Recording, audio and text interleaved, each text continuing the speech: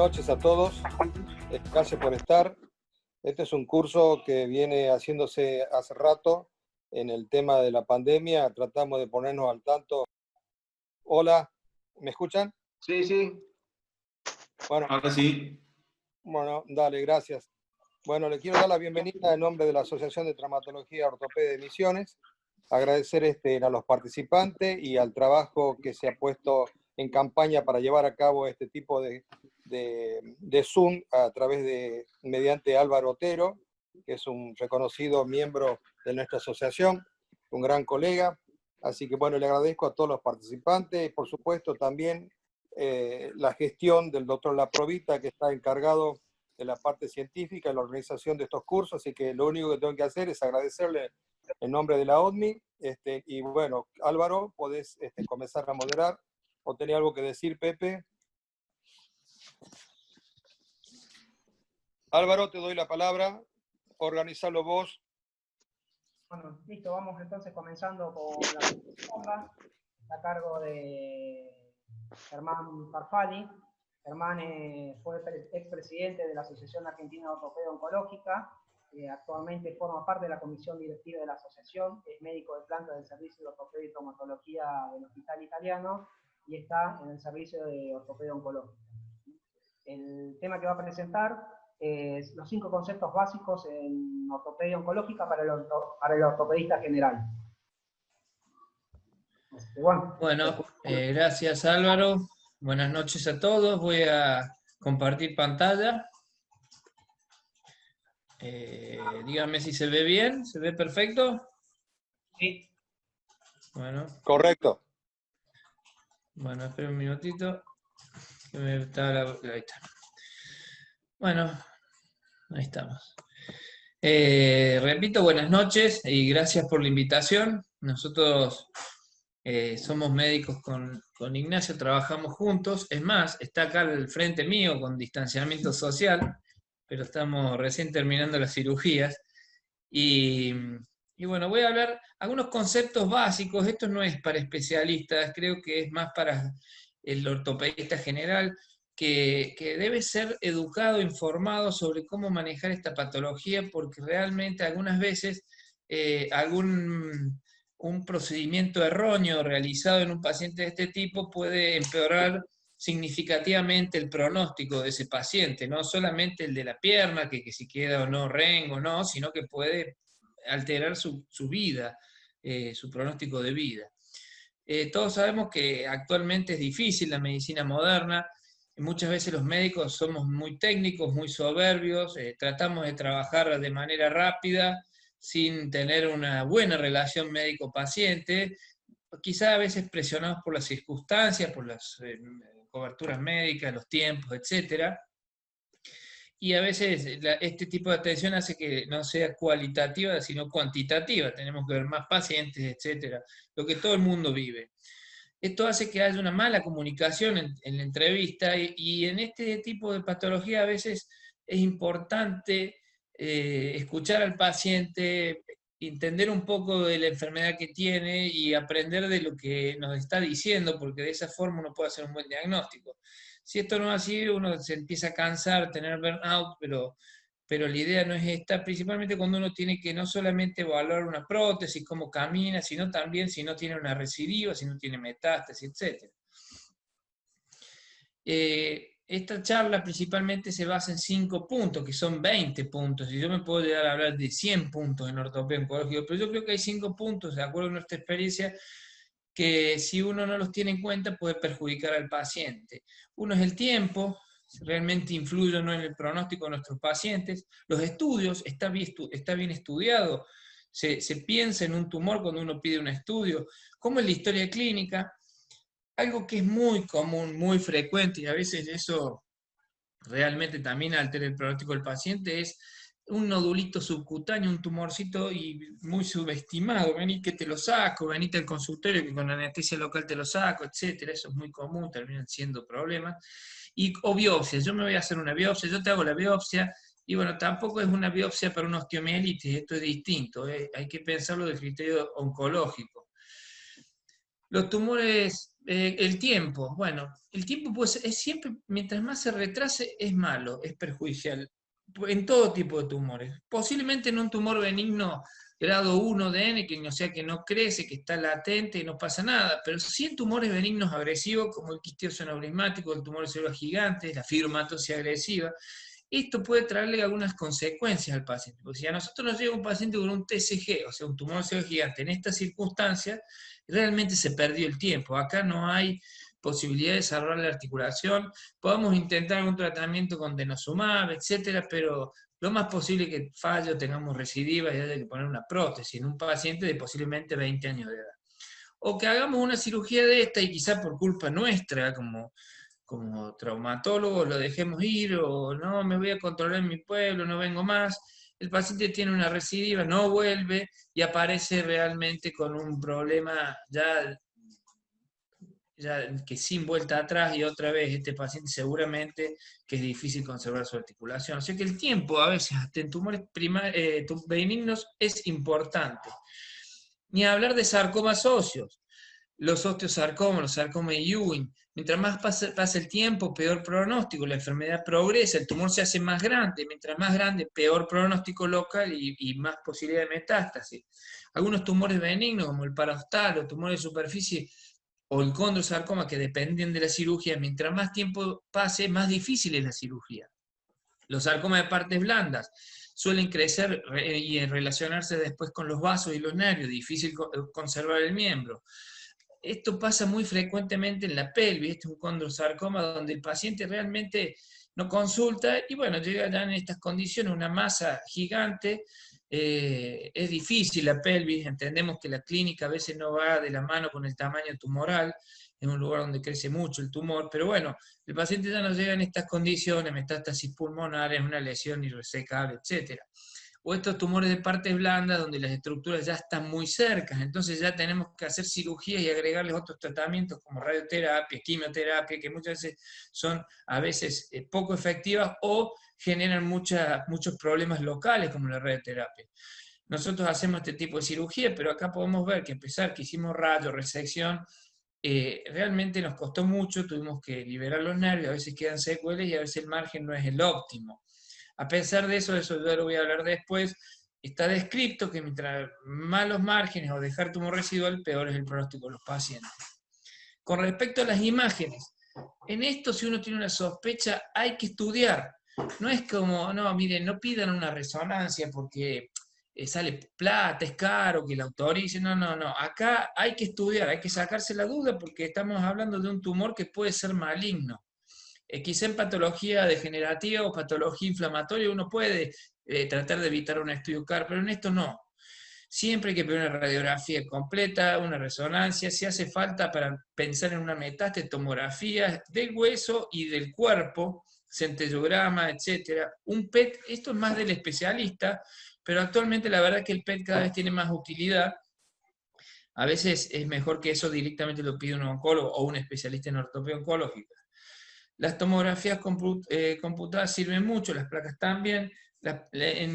Localmente sirven para ver el patrón destructivo óseo, la radiografía y la resonancia para ver el patrón del tumor. Esto es un típico osteosarcoma con el despegamiento perióstico, la descalcificación en rayos sol. La resonancia se ve un tumor agresivo porque tiene compromiso de partes blandas, es heterogéneo, etc. El centellograma es muy útil para ver compromiso local y en otros huesos. Muchas veces sirve también para hacer un diagnóstico, ya que hay tumores como el osteomosteoide que en los estudios generales no se suelen ver y en una tomografía uno se puede focalizar dónde está el problema. Las tomografías de tórax para ver sistémico, si tienen metástasis, si es un tumor primario o secundario. Y esto es muy importante, lo que dije anteriormente, estudiar todo el compartimiento, todo el hueso.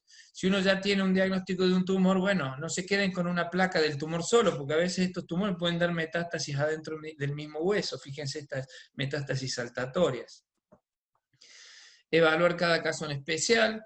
Si uno piensa en un encondroma, bueno, estudiarlo un poquito más, a ver, porque a veces los encondromas pueden tener mucha captación en el centello, tener algún compromiso de la cortical, como ven aquí, es decir, una invasión cortical, y esto no puede ser un condrosarcoma de bajo grado.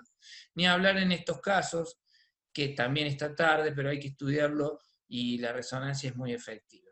Es decir, nosotros creemos que es muy importante, si uno tiene la duda, estudiar bien al paciente, no guardarse estudios. Si hay dudas, pidan estudios. Si piensan en una metástasis, pídanle estudios de estadificación. Si es un tumor agresivo, bueno, pidan resonancia, no se queden con la duda porque después puede ser peor.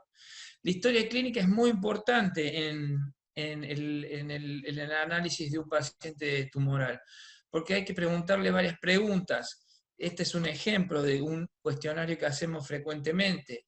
Es decir, ¿hace cuánto que está la lesión? Le aparece esta lesión, le derivan, tenemos una mancha en el hueso. Bueno, ¿cómo es esa lesión? Esa lesión está así, el paciente le trae una radiografía de hace 10 años y una lesión que no se modifica en el tiempo. Y bueno, posiblemente esto sea un encondroma, una lesión benigna. Eso hay que tenerlo bien en cuenta. Ahora, el tumor le ha crecido de tamaño, esa bolita que tiene usted ahí, la tiene hace poco, hace mucho, y mire, en un mes me creció así, y bueno, estudienlo, piensen en algo agresivo. Un tumor que crece rápidamente puede ser un sarcoma de alto grado. ¿Le produce dolor? Miren, los tumores a veces, inicialmente, los tumores imposibles malignos, si no están en la cercanía de un paquete vasculonervioso, a veces no dan mucha sintomatología, excepto que ya tengan un tamaño significativo. Al contrario de otros tumores como este, que es benigno, es un típico neurinoma. Observen el nervio y el tumor dentro del nervio. Bueno, este da mucho dolor. Entonces, ¿qué hacer con esto? ¿Punzarlo? ¿Sacarlo directamente? O sea, la clínica es importante con respecto al dolor. Y el trauma. Miren, este es un caso que la verdad que nos dejó bastante.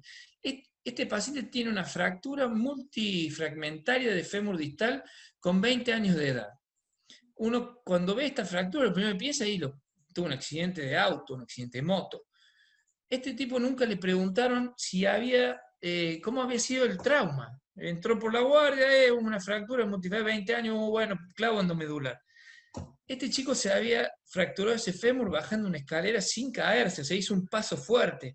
No hay forma que a un chico de 20 años se le fracture así el fémur con un trauma de baja energía, no hay forma.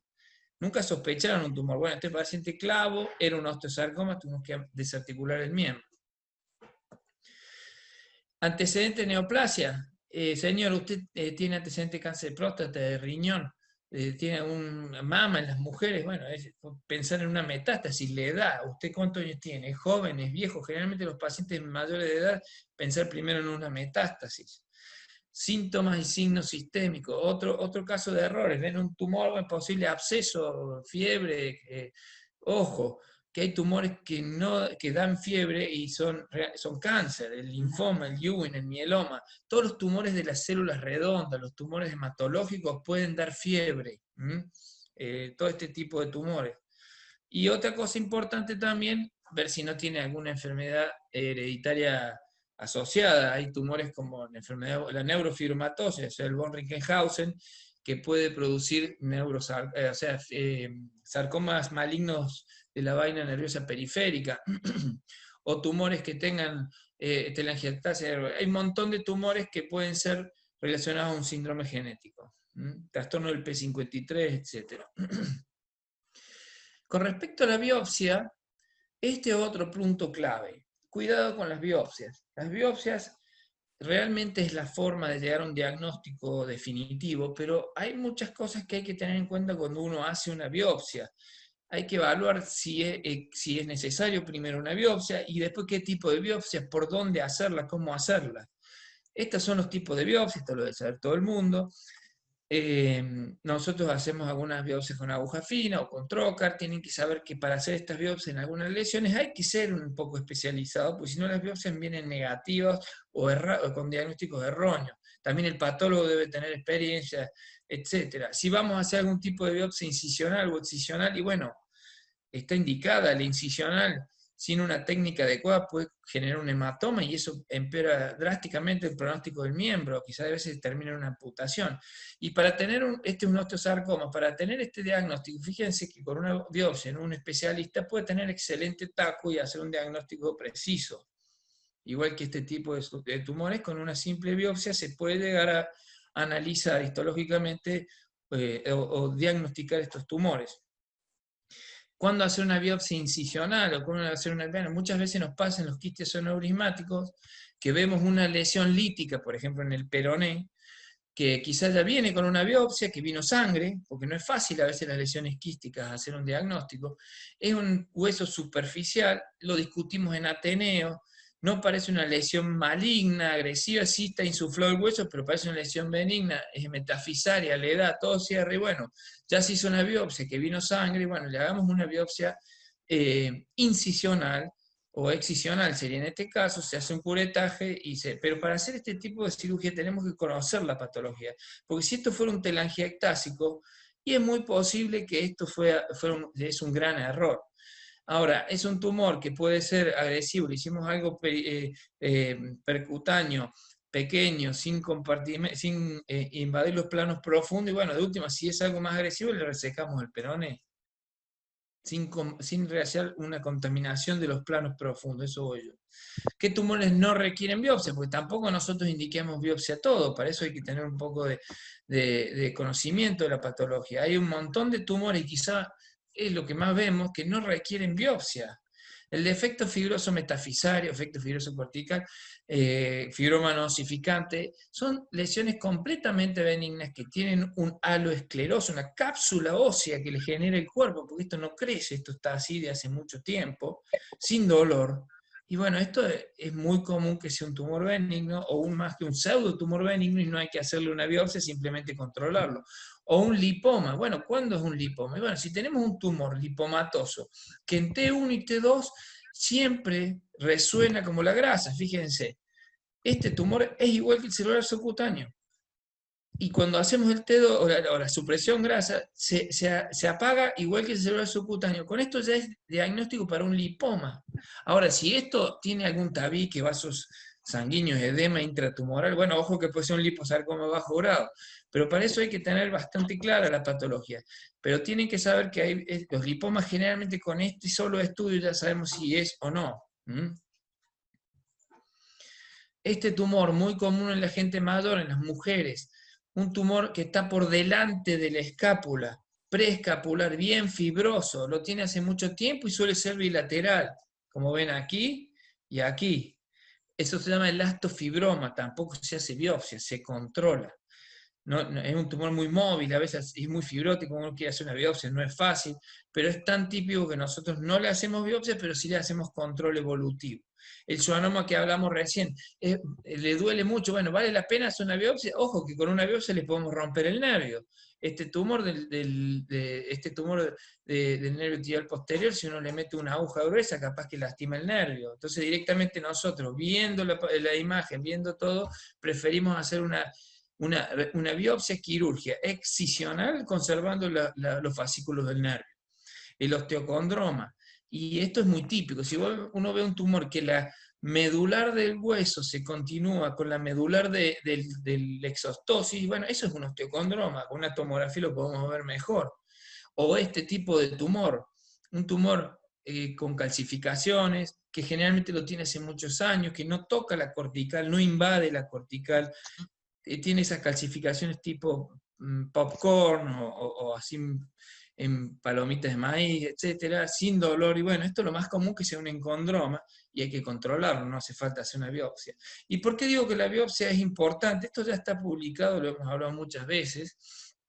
Este es el trabajo de Mankin, que fue un pionero en nuestra especialidad, fue los que crearon nuestra especialidad, donde él hizo un estudio en 1982 que analizó muchísimos pacientes con los miembros de la MSTS, que es la Sociedad Americana de Tumores, que vio que en 329 pacientes, y los comparó en los que hacían la biopsia en un hospital local sin experiencia versus un centro de referencia. Fíjense el comparativo. Los errores diagnósticos en el hospital local eran del 30% versus un 9% en el centro de referencia. Cuando no tenían diagnóstico porque estaba mal hecha la biopsia, 20% en el hospital local, 3% en el centro de referencia. Las complicaciones por la biopsia, casi un 31% en el hospital sin experiencia versus 7% en los hospitales con experiencia. que esta biopsia, por haber estado mal hecha, genere una modificación del tratamiento en el paciente, 31 versus 8, y si esta biopsia mal hecha puede haber empeorado el pronóstico o modificado, casi un 13% versus un 4,8%. Es decir, que había problemas. La conclusión de este trabajo es que de 3 a 5 veces más problemas en hospitales sin experiencia o centros locales, cuando estamos hablando de un tumor, ¿no? Versus un lugar de mayor experiencia. Lo mismo analizó 12 años después. Mankin dio 50.000 charlas de tumores, trató de educar en su país a los especialistas, y volvió a hacer este estudio, pero con más pacientes, de casi 600 pacientes. Hizo el mismo estudio y no logró nada, fíjense, los mismos resultados, quizá peores. Es decir, centros y hospitales locales, errores diagnósticos, falta de diagnóstico, más complicaciones, modificaciones del tratamiento, etc. Esto también fue unas diferencias significativas en haber hecho la biopsia en un lugar que no tenía experiencia, y además fíjense la eficacia, etc. O sea que la biopsia para nosotros es fundamental, y muchas veces recomendamos que si un médico general que no tiene la posibilidad de tratar a este paciente, directamente trate de derivar a estos pacientes, porque ya no queremos que ni que hagan la biopsia, y no es por mal, no tenga la capacidad, seguramente que sí, pero quizás no va a ser donde nosotros lo vamos a operar o cómo lo vayamos a operar, etc. Otro problema que vemos, que los traumatólogos generales tienen que tener en cuenta: ojo con los nodulitos de partes blandas. Vení que te lo saco, no pasa nada, te hago una artroscopía. Bueno, ojo con eso, porque no vienen los pacientes con estos abordajes. Muy común en los cirujanos plásticos que hacen cosas así, transversas. Acá vení que te saco, no entiendo por qué le hicieron una Z todavía, pero no sé. Hace una Z, un abordaje transverso, el nodulito, todo esto fueron sarcomas. Empeora el pronóstico local, muchas veces contaminan y generan hematomas. Acá tenemos estos puntos que nosotros consideramos, nosotros no, todos los especialistas consideran algo importante para tener en cuenta para el traumatólogo general, que si un tumor tiene las características que ven acá, ojo, que pueden ser malignos. Sin más de 5 centímetros, un tumor de partes blandas estoy hablando, que aumentó de tamaño, que es profundo a la fascia, que puede generar dolor, o es una recurrencia de un lipomita, ojo, que eso puede ser maligno. Esto lo estudiaron, esto no lo hizo el grupo de Grimmer, o sea, de Inglaterra, donde vio que si tiene 0 características de las que yo les dije recién, lo más posible es que sea benigno. Ahora, si tiene las 4 características, o sea, lo más posible es que sea maligno.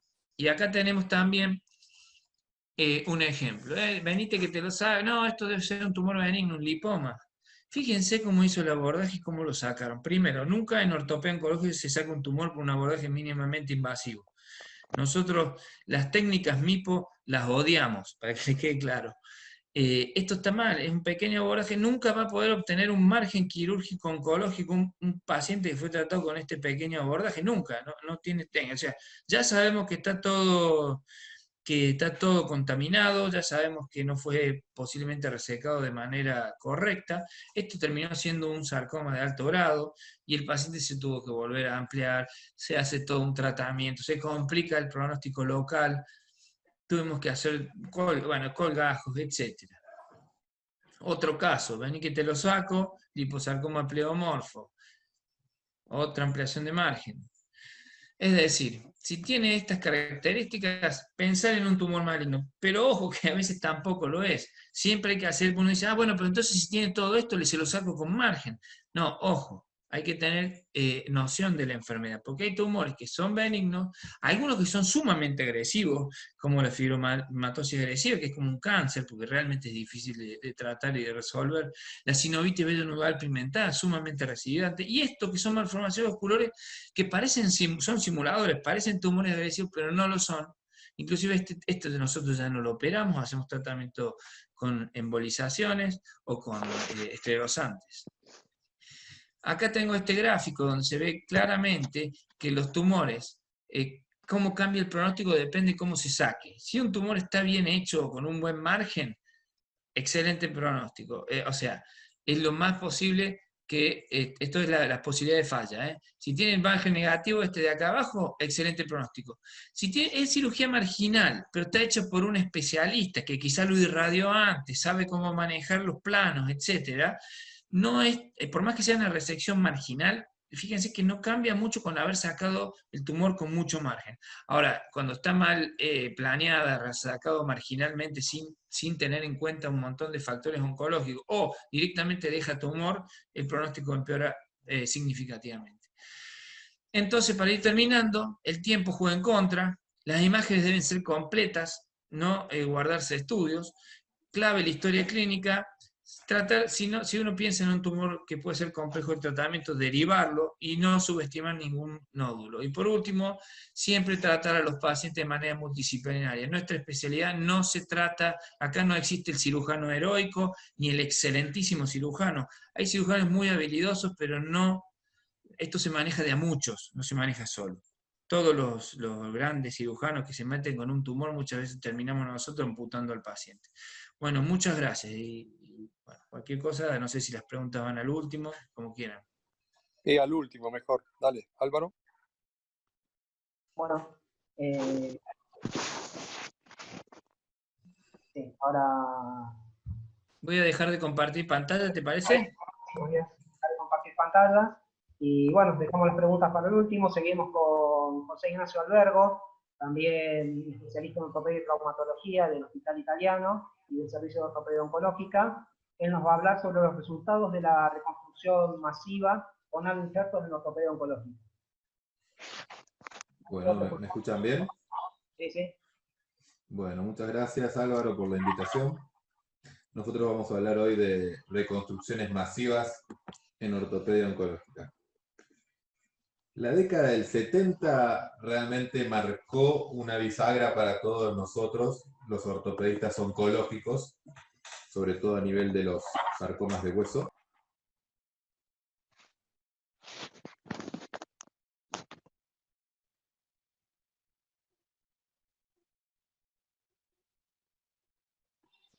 Algo pasó. Hola, yo estoy.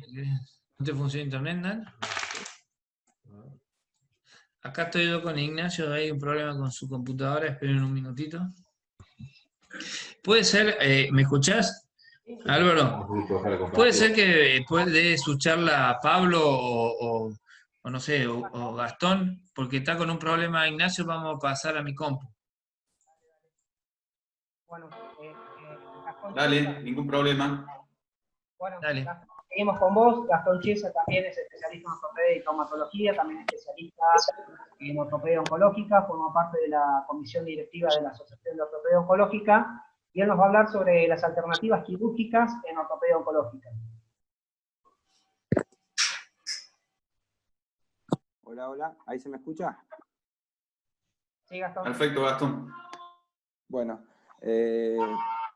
antes que nada, buenas tardes, muchas gracias Álvaro por la invitación. Yo voy a hablar un poquito de alternativas quirúrgicas en ortopedia oncológica. Cabe destacar que existe una gran variedad de tumores y por supuesto así también alternativas posibles para tratarlos. El objetivo de esta presentación es poder mostrar algunas alternativas terapéuticas que pueden llegar a ser a lo mejor algo un poco novedosas, pero que calculo que en un futuro muy cercano van a ser de la práctica habitual. La idea es mostrar 3 alternativas con diferentes ejemplos. Principalmente, ¿para qué? No pasa eso. Hola. Pasá la primera con el pad, Gastón. Toca el pad del... Sí. Ahí está. Listo. Ahí está. Bueno, este es un caso de un paciente de 7 años de edad, ¿sí?, que ingresa al hospital con esta lesión, una imagen lítica a nivel del tercio proximal de la cadera, como podrán ver, acompañado de una fractura patológica. Nosotros normalmente cuando los chicos ingresan con esta lesión siempre decidimos tomar una biopsia, en el cual arrojó como diagnóstico un quiste aneurismático. Obviamente este paciente ingresó en el hospital público y hasta la demora del diagnóstico el paciente desapareció y regresó recién a los 40 días aproximadamente. Nosotros teníamos el diagnóstico pero no lo podíamos localizar. Cuando regresa nos encontramos con esta imagen, una lesión destructiva a nivel del tercio proximal de la cadera, sin corticales y con un diagnóstico de quiste óseo aneurismático. Entonces, nuestra pregunta fue cómo lo resolvemos y nos planteamos un montón de posibilidades, ya sea de una resección completa, pero bueno, estábamos hablando de una lesión benigna, de un paciente de 7 años de edad, entonces empezamos a pensar en otras alternativas, una resección intralesional, escleroterapia, lo que pasa que no teníamos un continente como para abarcar ese tipo de tratamientos y seguimos investigando.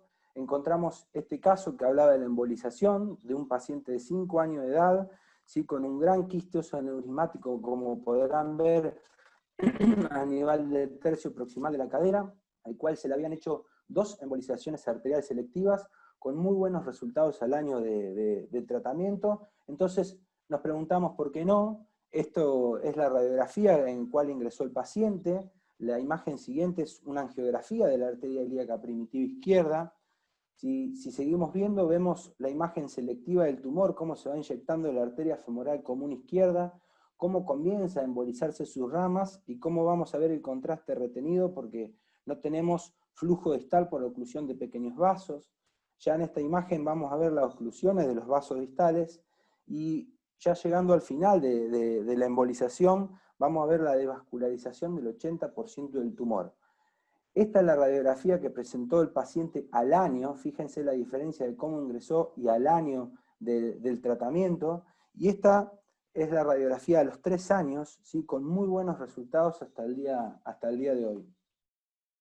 Otro paciente, otro caso que tratamos fue un paciente de 10 años, ¿sí? Que ingresa con una lesión diafisaria de tibia, obviamente se fibró, se biopsia, da como diagnóstico una amantimoma.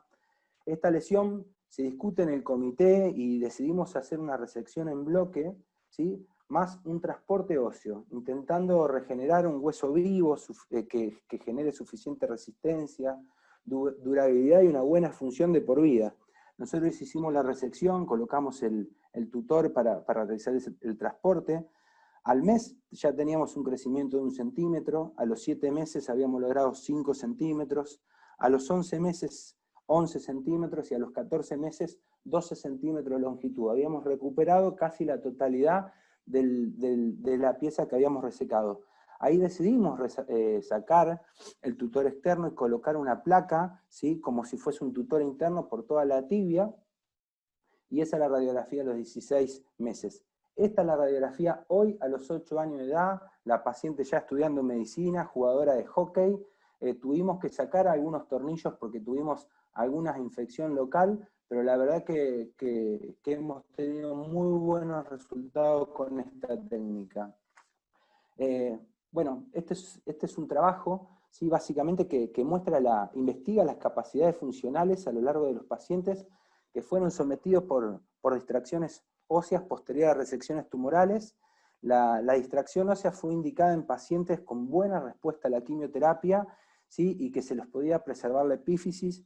La presencia de metástasis pulmonares fue considerada una contraindicación relativa. Dentro de este trabajo se incluyeron 12 osteosarcomas, 2 amantimomas, un Ewing, 2 dysplasia y 5 TCG. La distracción fue gradual y fue comenzando posterior a la cirugía 7 a 14 días, y se fueron haciendo de 0,25 a 1 milímetro por día, ¿sí? Dentro de las infecciones, que hubo un número considerable, solamente una sola paciente tuvo una infección profunda, en el cual, por medio de distintas tubalets, según está referido en el trabajo, tuvieron muy buena evolución. Y esto es la curva que demuestra básicamente que la regeneración de hueso vivo con suficiente resistencia y durabilidad, y que proporciona resultados estables, ¿sí? Y que restaura la funcionalidad de la extremidad. También ya me gustaría hablar básicamente de una solución que cada día está más presente en los congresos, en las charlas y ahora en los webinares, ¿sí? que tuvimos la oportunidad de empezar a trabajar ya hace un par de años y que hemos tenido muy buenos resultados hasta el momento, ¿sí? Principalmente hablar un poquitito de lo que es la planificación 3D, que cuando hablamos de planificación 3D hablamos tanto de planificaciones prequirúrgicas para la cirugía, de la fabricación de guía de cortes, como también de implantes a medidas para cada paciente particular. Es muy importante el procesamiento de las imágenes, siempre utilizar tomografías con cortes menores a 1 milímetro, y si puede están grabados en DICOM mucho mejor, y tener en cuenta que se puede utilizar la fusión de resonancia si nosotros necesitamos incluir las partes blandas para la planificación, como también la utilización de angiotac si necesitamos ver la parte vascular. Una vez enviadas, se procesan, se delimitan, se realizan los márgenes volumétricos, y uno tiene la capacidad de poder agregarle a esa planificación el margen que uno necesita resecar, ¿sí? Como para tener una guía dentro de la cirugía. Este es un paciente, ¿sí? que fue tratado principalmente por el doctor Ernesto Lombardo, que por su gentileza me lo prestó, que me pareció sumamente interesante mostrarlo. Es un varón de 13 años de edad, que ingresa por un dolor lumbar alto paravertebral izquierdo, ¿sí? que tenía persistencia de dolor nocturno y que respondía a aspirina. Principalmente ingresó ya directamente con la radiografía y la resonancia.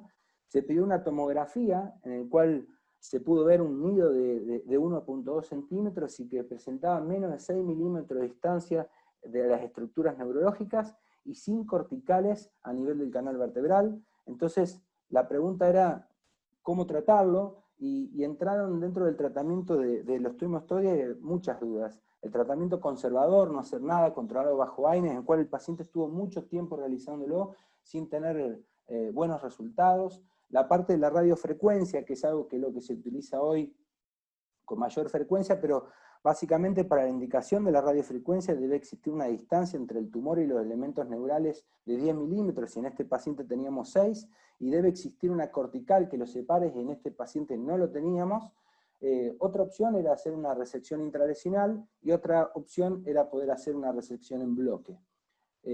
Nosotros decidimos hacer la resección en bloque, hicimos la planificación 3D, como pueden ver en esta imagen. En rojo pueden visualizar el tumor, y en verde las guías de corte que se utilizaron. Estas son las guías de corte junto con los biomodelos, y la guía de corte que se utilizaron después en la cirugía, una imagen de la guía de corte intraquirúrgico y una imagen intraquirúrgico de la resección.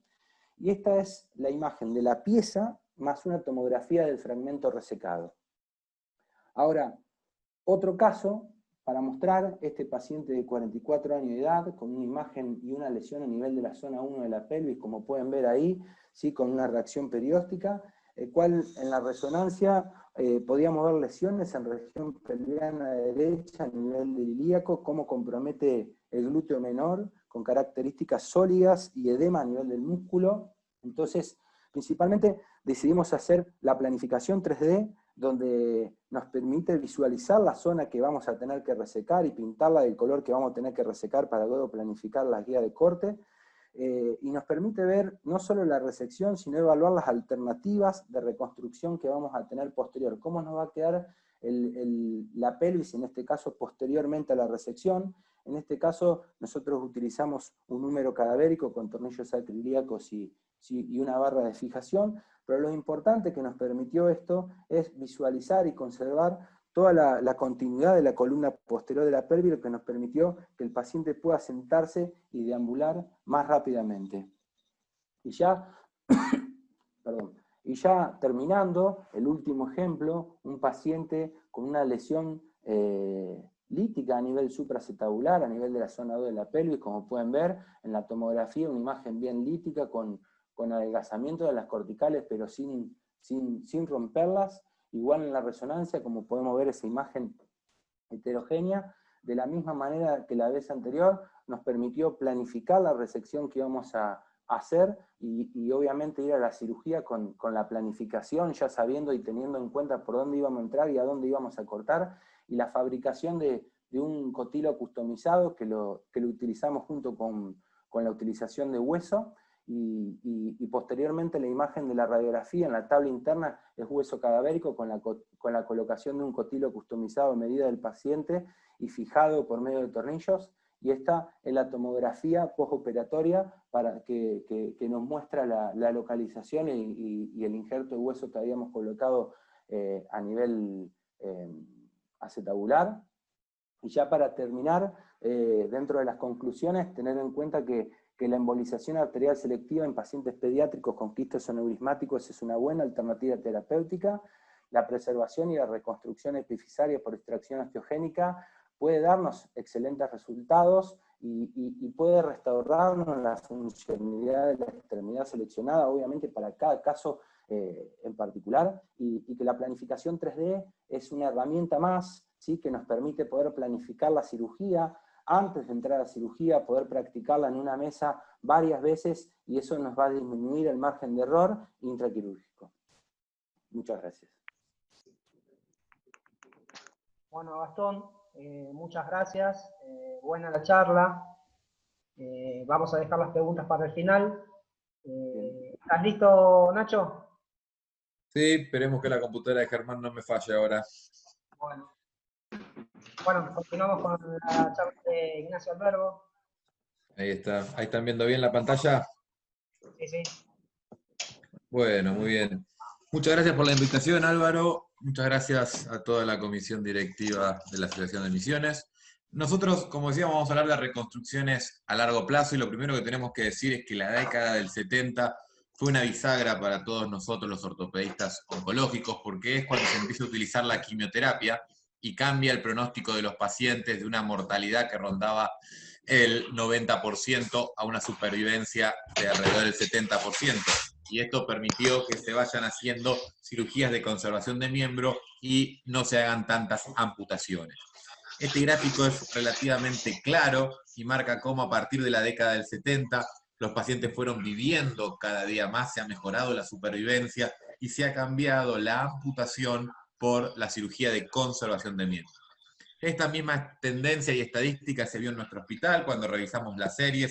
En la década del 80, casi el 50% de nuestros pacientes se amputaban, y en la década del 90 y el 2000, nosotros en este momento, casi el 96% de nuestros pacientes los tratamos con cirugía de conservación de miembro. Y en lo que respecta a trasplantes óseos masivos, el hospital tiene una vasta historia y experiencia en la materia de este tipo de reconstrucciones, y al día de la fecha se han realizado más de 1000 reconstrucciones en ortopedia oncológica con trasplantes óseos masivos. Pero no hay duda que las resecciones en oncología dejan defectos óseos grandes y que demandan reconstrucciones demandantes, y las reconstrucciones con trasplantes tienen por ahí la ventaja más importante, que es restituir stock óseo y permite la sutura de partes blandas, tanto tendones como ligamentos. Pero obviamente no están exentos de complicaciones, y son esas tres por ahí las que más nos preocupan. ¿Cómo podemos agrupar las reconstrucciones con trasplantes? Y básicamente las podemos dividir en dos grandes grupos: aquellas que involucran la articulación y aquellas que la bypassean o están lejos de ella, que son las reconstrucciones intercalares. Sin duda, las reconstrucciones intercalares son las mejores técnicas de reconstrucción en trasplantes y la mejor indicación. Y estas pueden ser de dos tipos: las que nosotros llamamos puras, bien lejos de las articulaciones, o las transepifisarias, las que están muy cerca de la articulación, pero a pesar de eso nos permiten conservar la misma.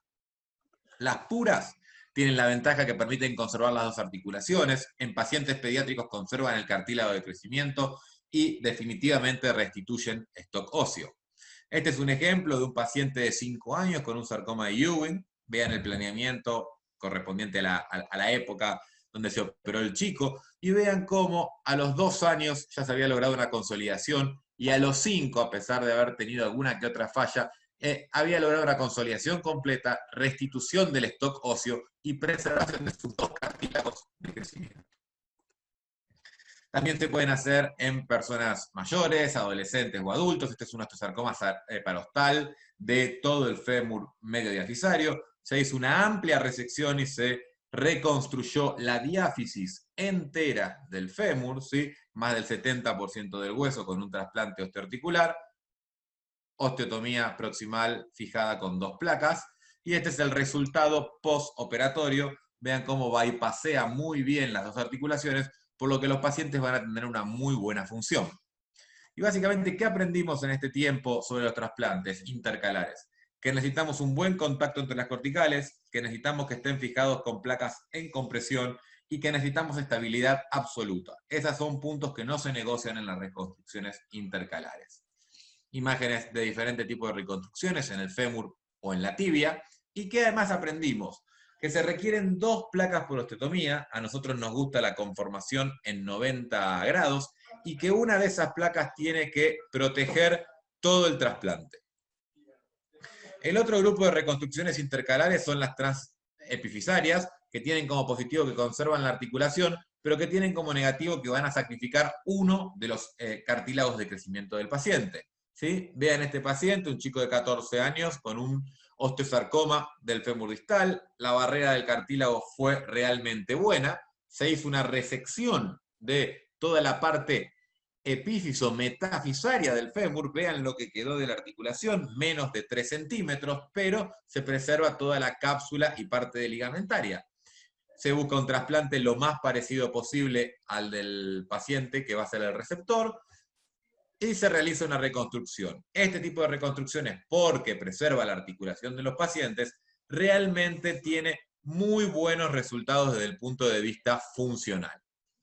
Pero este mismo tipo de reconstrucciones se pueden hacer también en la tibia, pero también se pueden hacer en chicos de 6 años de edad con un cartílago abierto. Y como todos sabemos, a través del fémur es donde uno más crece el miembro. Se hizo el mismo tipo de reconstrucción transepifisaria, con una muy buena consolidación y remodelación. Miren cómo se ha integrado el trasplante, pero con algo lógico. Si esto lo hacemos en un chico de 6 años, a los 6, 7, 8 años de seguimiento, si el paciente está vivo de su osteosarcoma, va a tener una discrepancia de miembros. Y es acá donde nosotros podemos hacer una elongación, similar a lo que presentó el doctor Chiesa para otro tipo de tratamientos, pero en este caso en el hueso sano del paciente, en el fémur sano, y restituirle la longitud del miembro. Por último, el tercer grupo de reconstrucciones son las osteoarticulares. Reemplazamos toda una articulación. ¿Y qué aprendimos también y qué sabemos? Que debemos tener una buena congruencia entre el paciente y el trasplante. Es fundamental para lograr buenos resultados. Que las partes blandas se deben suturar siempre y en tensión. Un trasplante flojo o un trasplante inestable es un trasplante que irá al fracaso, y tenemos que reconstituir de la mejor manera la alineación del miembro. Este es un ejemplo de un chico con un osteosarcoma del fémur distal, una resección completa, ¿sí? Donde se queda denudada la tibia proximal. Se hace la reconstrucción con un trasplante del fémur distal, la sutura prolija desde la cápsula posterior, los ligamentos cruzados, los ligamentos laterales, con esta reconstrucción y esta resección desde el punto de vista oncológico. No hay duda que hay publicaciones sobre trasplantes en la literatura, pero poco se sabe qué pasa a largo plazo. Y es por eso que nosotros con el hospital decidimos revisar los 198 trasplantes óseos masivos que teníamos, con más de 10 años de seguimiento, que se habían hecho en el fémur y en la tibia. Y lo primero que vimos es que la falla de estos trasplantes a 5 años era del 36%, a 10 años llegaba al 40%, y a 20 años estaban alrededor del 45% de fallas. Pero algo que es interesante, notamos que fallaban mucho más las reconstrucciones luego de resecciones de tumores malignos que de tumores benignos, y esto posiblemente esté en relación con la resección que hacemos de partes blandas, con los tratamientos adyuvantes que tienen estos pacientes. Y decidimos analizar un poco la reconstrucción por hueso, y vimos que las curvas de falla eran diferentes. La tibia fallaba principalmente en los primeros 5 años, con una curva de falla muy pronunciada, pero después una meseta se mantenía estable en el tiempo, mientras que en el fémur las fallas eran mucho más constantes, a modo de escalera y continuas, a pesar de que pasaran los años. ¿Y qué nos hizo saber esto? Que las fallas de la tibia son mucho más a nivel articular, mientras que en el fémur mucho más a nivel intercalar, y que la principal falla del fémur es la fractura, y esto posiblemente esté en relación con el tipo de hueso, con la cara de tensión y la cara de compresión, mientras que en la tibia la principal falla es la infección, y esto posiblemente esté relacionado con la pésima cobertura de partes blandas que tiene la tibia proximal, sin la posibilidad de poder dar una defensa contra las infecciones. ¿Y qué pasa después de los 10 años? Bueno, nosotros vimos que los trasplantes siguen fallando después de 10 años, ¿sí? Y esto ocurre generalmente en un bajo número, pero no cero, y esto en reglas generales está relacionado más a fallas de tipo mecánicas que a infección. Entonces, en definitiva, las fallas en los trasplantes en el fémur son fallas que se van a dar a lo largo de la vida del paciente de una manera medianamente sostenida, y la principal falla va a ser la fractura, posiblemente, como dijimos, por su estructura anatómica, y la tibia, en contraposición, va a fallar en los primeros años, y una vez que ese trasplante pasó esos primeros 2-3 años, se va a mantener estable y de forma muy segura en el paciente, y tenemos que preocuparnos principalmente por la infección. Este trabajo fue publicado hace unos meses en el Clinical Orthopedic, con una de las series más grandes de trasplante con seguimiento a largo plazo. Entonces, ¿qué aprendimos de los trasplantes? Básicamente necesitamos contacto uniforme de las corticales, estabilidad absoluta, compresión en las osteotomías y usar placas. No usen clavos porque está comprobado que los clavos tienen más índice de falla que las placas. Necesitamos una buena congruencia entre un trasplante y el paciente, no pueden ser completamente diferentes en tamaño, y si vamos a hacer una reconstrucción articular, tenemos que reconstruir todas sus estructuras, no solo poner un hueso, sino suturar los ligamentos, la cápsula, los tendones. ¿Y qué sabemos hoy? Que la tasa de estos trasplantes es de fallas de alrededor del 40%, que los trasplantes de tibia, principalmente osteoarticulares, son los que más fallan y nos tenemos que preocupar por la infección, y que los trasplantes de fémur, si bien tienen buenos resultados, la fractura es lo que más nos asusta, y esto se va a presentar a lo largo de la vida del paciente. A 10 años de la cirugía hay fallas que van a seguir apareciendo. Muchas gracias. ¿Sigo yo, Alvarito? Sí, seguís vos, sigue el doctor Pablo Florencio Segura, de la ciudad de Córdoba, también especialista en ortopedia y traumatología y especialista en ortopedia oncológica. Bueno, gracias, Alvarito, y gracias a la Asociación de Ortopedia y Traumatología de Misiones, una asociación a la cual nosotros los cordobeses apreciamos muchísimo y le hemos copiado muchas cosas tratando de imitarla desde el punto de vista funcional, y ojalá se nos dé el tiempo. Esta primera diapositiva les muestra todo el equipo de trabajo nuestro. Yo soy solo uno más de los cirujanos ortopedistas de la Unidad de Tumores Músculoesqueléticos de la provincia de Córdoba. Como bien puntualizaron los 3 oradores anteriores, el manejo de los tumores musculoesqueléticos es eminentemente multidisciplinario, y nosotros somos un número más dentro de un equipo amplio de personas que lo ven graficado en esa primera diapositiva. Álvaro me pidió que seleccionara un tema relacionado con el tumor de células gigantes óseo, y cuando me planteó ese reto, tomé el guante fundamentalmente porque estas lesiones son un verdadero desafío para el cirujano ortopedista oncológico, fundamentalmente por 2 razones, a mi entender. Número 1, son lesiones que se dan en adultos jóvenes, le hace jóvenes personas de entre 20, 40, 45 años, del extremo epifisario de los huesos largos, de localización periarticular, como ven graficados en esos 4 esquemas que les pongo ahí abajo, una lesión del fémur distal, de la tibia proximal, de la tibia distal y del radio distal, y con un patrón de crecimiento lítico y eminentemente destructivo en la mayor parte de los casos. Y en segundo lugar, son un desafío porque el comportamiento biológico de estas lesiones es absolutamente impredecible. Si bien se sabe en la bibliografía que más de 2/3, casi un 80%, tienen un curso clínico, entre comillas, benigno, hay varias de estas lesiones que pueden tener estos comportamientos. Fíjense ese TCG del húmero proximal que hizo desaparecer todo el extremo proximal del húmero, o esa lesión del fémur proximal izquierdo que produjo una fractura patológica, o esa lesión avanzada del extremo distal del radio que hizo desaparecer también ese extremo anatómico. Del mismo modo, hay una gran parte de estas lesiones que tienen un porcentaje de recidiva local muy importante, más allá del tratamiento instaurado, que puede ser de entre un 10 a un 50%. Hay algún porcentaje de estas lesiones que recidivan como malignas, y hay algún porcentaje de estas lesiones también que se asocian a implantes pulmonares, similando a lo que son las metástasis. Para peor, los sistemas de gradación o de estadificación de estas lesiones tienen un valor pronóstico bastante relativo. Este es el sistema de estadificación clásico que utilizamos para las lesiones pseudotumorales y las tumorales óseas benignas, la de Enneking-Campanacci. En estos sistemas de estadificación hay lesiones de estadio 1, que son lesiones benignas, asintomáticas, hallazgos latentes o hallazgos incidentales. Hay lesiones tipo 2 como estas, que son lesiones de crecimiento progresivo. El paciente consulta por dolor, la lesión es radiológicamente bien definida, de bordes netos, sin halo esclerótico, como la pueden ver acá.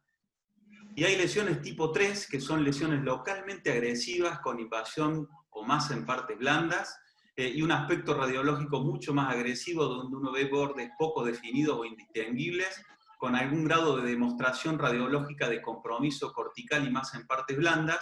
Y cuando yo les decía evolución impredecible, fíjense, en el caso de arriba, una paciente de 24 años que debutó con una fractura patológica, la pudimos controlar con una sola cirugía. En este caso esperamos una consolidación parcial del foco de fractura y procedimos al curetaje y relleno con ese resultado. En un caso similar, misma localización y misma fractura, 39 años, un varón con esta lesión, necesitamos de 2 cirugías y así todo tenemos una recidiva local actualmente que está en curso y que tenemos que definir. Es decir, que son lesiones, como les decía al principio, cuyo curso clínico y cuya historia natural puede ser bastante poco predecible. Para peor, la histología nos aporta bastante poco en cuanto al pronóstico. Se ha avanzado muchísimo en lo que es la interpretación anatomopatológica del tumor de células gigantes. Se sabe hoy en día que esta lesión tiene fundamentalmente 2 tipos celulares. Ustedes todos conocen lo que son las células gigantes multinucleadas, esas que observan ahí marcadas por la flecha, que son las verdaderas responsables de la actividad lítica u osteoclástica que tienen estas lesiones, pero que son las que tienen menos significancia en cuanto al poder proliferativo de este tumor o tumoral de este tumor. Las verdaderas células tumorales son las células del estroma, que son células estromales mononucleares. Las hay de 2 tipos, son las que observan acá, en el estroma que está entre las células gigantes multinucleadas. Hay células redondas, que son básicamente monocitos, que no son neoplásicas, y hay células fusadas, que son las verdaderamente neoplásicas, las que muestran proliferación extensa, alguna anomalía cromosómica, y son estas células las que, les explico este gráfico en forma lenta para que lo entiendan, estas células estromales fusadas liberarían algunas citoquinas. Estas citoquinas reclutan monocitos de la circulación general. Estos monocitos se unen a receptores que tienen estas células fusadas del estroma en superficie, que se llaman ligando rank. Esta unión permite la activación de los monocitos y la formación de estas células gigantes multinucleadas, que son las que le dan la característica típica de resorción ósea o lisis a este tipo de lesiones. Es decir que, a modo introductorio, nos enfrentamos a lesiones periarticulares sumamente agresivas en algunos casos, con un comportamiento clínico, como yo les decía al principio, impredecible, pero potencialmente devastador, sin ningún método de evaluación pronóstico confiable, porque si bien yo les mencionaba que hay sistemas de estadificación radiológica y hay una buena interpretación anatomopatológica, todavía no tenemos ningún método de evaluación pronóstico confiable que nos diga cuál de estas lesiones se va a comportar de forma más predecible y más, entre comillas, benigna, y cuál lo va a hacer de forma más agresiva. Yo le dije a Álvaro, hagamos algo relacionado con diferentes escenarios en el tumor de células gigantes óseos, y básicamente yo les preparé algunos de los escenarios que nos han tocado enfrentar en estos años en nuestra unidad. El escenario ideal, poniendo entre comillas la palabra ideal, porque es el escenario en el cual en general logramos mejor control local de la lesión, son lesiones en estadio 2. Lesiones como estas, que yo les decía, están bien circunscriptas, bien delimitadas, sin signos de invasión cortical ni de compromiso de las partes blandas, o lesiones en estadio 3 que están contenidas, que tienen buen stock óseo subcondral, que tienen escaso compromiso cortical, escasa invasión de partes blandas, como esta que ven acá. Es una lesión que no está contenida dentro del compartimento óseo, que tiene algún grado de compromiso cortical y de progresión hacia las partes blandas, pero que en líneas generales no muestra una destrucción del stock óseo importante. En estas lesiones, escenario ideal, se les puede ofrecer a los pacientes un tratamiento que está comprobadamente certificado que es eficaz, que es el tratamiento intralesional de curetaje y relleno. Obviamente ese curetaje y relleno tiene que tener una técnica. La técnica se la conoce con el nombre de técnica de curetaje ampliado porque implica no solo el simple curetaje manual o legrado manual de la lesión, sino agregarle algún fresado de alta velocidad que elimine los resabios de células neoplásicas y algún ayudante, lo cual permite obtener índices de recidiva, como ven ahí, que son 2 a 3 o 4 veces menos que con el simple curetaje manual. Este curetaje ampliado tiene una técnica que hay que respetar a rajatabla, es un decálogo porque son 10 reglas que uno debe seguir y que están descritas, como ven ahí, en esa cita bibliográfica hace bastante tiempo y que les paso a describir. La primera parte del procedimiento consiste en hacer una ventana amplia donde está la lesión, el curetaje manual, el fresado de alta velocidad, y lavar y repetir el fresado hasta que la lesión quede absolutamente eliminada. Acá tiene un ejemplo, una lesión del fémur distal, estadio 3, de las que les mostraba al principio, el abordaje lateral, el ingreso a nivel de la cortical ósea, el labrado de la cortical y el aspecto que queda después del curetaje manual de la misma, y la ampliación con el fresado, tratando de eliminar cualquier resabio tumoral que quede a nivel de los bordes. Esto es clave y esto es fundamental para lograr una resección de la lesión lo más meticulosa posible. Acá tenemos otro ejemplo, mismo abordaje, tallado de la cortical a nivel de la lesión y de vuelta el fresado de alta velocidad. El factor principal para controlar el tumor es la meticulosidad con que el mismo es extirpado y de allí la necesidad de una ventana amplia de complementar este fresado manual que yo les decía con el agregado de un fresado motorizado. También es sumamente importante la utilización de adyuvantes. Acá tienen un ejemplo, este es el adyuvante que más utilizamos nosotros, el fenol. Con el fenol topicamos los bordes de la lesión y ampliamos nuestros márgenes de resección todavía más que lo que lo hacemos con el curetaje manual y con el fresado. Ahí se lo ejemplifico cómo lo hacemos. Fíjense que hay que proteger muy bien las partes blandas al momento de realizar esto. Hay diferentes opciones de adyuvancias intraoperatorias, a nosotros nos gusta esta, pero fíjense que en la bibliografía hay descritas varias. El fenol en principio induce necrosis tumoral y al inducir necrosis tumoral nos elimina cualquier resabio de lesión que pudiera haber quedado en los bordes. Hay que tener en cuenta que hay ciertos cuestionamientos, hay quienes dicen que la penetración que tendría el fenol no es la adecuada, nosotros en principio no hemos tenido inconvenientes, y hay que tener en cuenta que es una sustancia corrosiva que puede causar quemaduras químicas y por eso es fundamental proteger bien las partes blandas al momento de la topicación del lecho tumoral con este elemento. Finalmente, la última parte del curetaje ampliado implica la protección del cartílago y la inserción del material de relleno que uno quiere conveniente, más la reconstrucción de la cortical y la evaluación de la necesidad o no de algún sistema de fijación interna. En general utilizamos algunos elementos artificiales como este espongostán para separar nuestro material de relleno de la superficie articular y del hueso subcondral. Y la sustancia de relleno que utilizamos en la mayor parte de estas lesiones contenidas alrededor de la rodilla suele ser el cemento, como ven acá graficado en esta lesión del extremo distal del fémur o en esta otra que les había mostrado al principio. El cemento es una de las opciones que tenemos para el relleno de estas cavidades, las otras son el injerto óseo y los sustitutos óseos.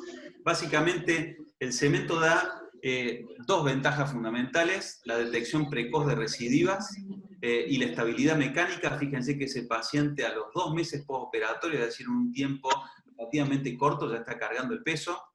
Y la tercera ventaja que da la utilización del cemento básicamente pasa por la adyuvancia, agregando el efecto adyuvante local al que ya generamos con la fenolización y con el fresado motorizado. Se cree que los monómeros y el calor producidos en la fase de polimerización del polimetilmetacrilato eliminaría cualquier célula residual tumoral que hubiese quedado en el lecho en una extensión de casi 2 a 5 milímetros de profundidad, llevando a los índices de recidiva de este tipo de lesiones a menos del 10 al 15%.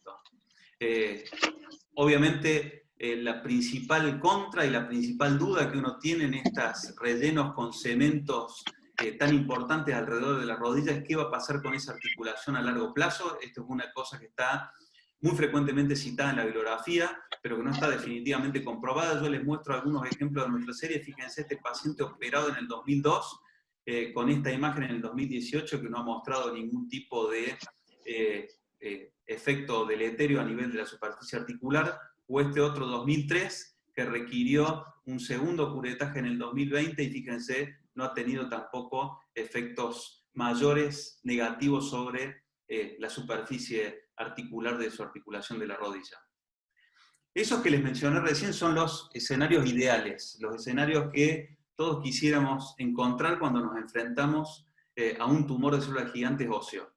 Yo les puse acá 3 escenarios de riesgo que son situaciones un poco más demandantes, lesiones, por ejemplo, en estadio 3, primarias o recidivadas que no están contenidas y que tienen un compromiso cortical más severo y con extensión a partes blandas. Fíjense este caso, esta es una paciente con esta lesión muy agresiva de entrada, con un compromiso cortical mayor, invasión a partes blandas, un defecto de estoc óseo mucho más importante, con un tratamiento intralesional previo ya hecho fallido, con esa recidiva que ven acá. O esta otra paciente, una paciente con una fractura patológica del cóndilo medial del fémur, con esa lesión lítica agresiva que produce un defecto de estoc óseo mayor. En estos casos, obviamente, la estrategia de un curetaje, de un relleno simple con cemento, como les mostré anteriormente, está destinada al fracaso, y obviamente uno debería buscar en estos casos algún tipo de reconstrucción biológica más predecible. Esto está muy bien descrito por la gente del hospital italiano, por la misma gente del grupo que me precedió recién. Básicamente lo que ellos pregonan y que hemos tratado de imitar nosotros es rellenar esas cavidades con injerto óseo morcelizado y agregarles algún tipo de soporte estructural cortical que permita hacer reconstrucciones o construcciones mucho más firmes, mucho más estables, y que permitan que los pacientes carguen antes. Esta es la resolución de los 2 ejemplos. Fíjense el aspecto que queda después de la resección. Obviamente en estos casos es inviable algún tipo de reconstrucción no biológica con cemento, y en este caso se rellenó con injerto óseo morcelizado y se le dio un soporte estructural cortical, como ven acá. Y este es el otro caso, el segundo que les mostré, de la fractura patológica del fémur. Misma táctica, fíjense, curetaje, relleno con injerto óseo morcelizado y la reconstitución cortical con al injerto del extremo distal del fémur para obtener este resultado bastante predecible a un año posoperatorio. ¿Qué pasa en lesiones en otros escenarios más riesgosos? Lesiones donde pueda ponerse en riesgo, por ejemplo, la vitalidad del segmento óseo comprometido, como el fémur proximal o el astrágalo.